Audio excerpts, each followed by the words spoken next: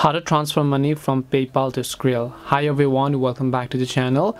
In today's video, I'll simply guide you through the steps on how you can transfer from PayPal to Skrill, so make sure to watch the video till the very end. If you want to transfer using from PayPal to Skrill, all you have to do is simply first of all open the PayPal app. The first thing you have to understand here is that there is no direct way to send directly from PayPal to Skrill.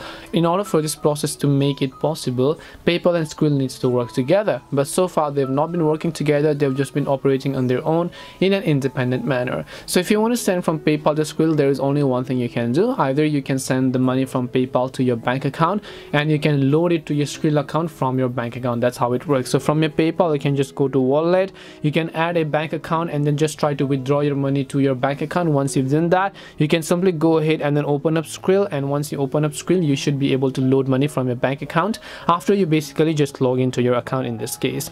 And this way you can transfer money from PayPal to Skrill. Hope this video was helpful, and if it did help you, make sure to leave a like and subscribe to the channel. If you have got any more questions, feel free to leave them down. Thank you very much for watching till the end of this tutorial, and see you soon in the next video.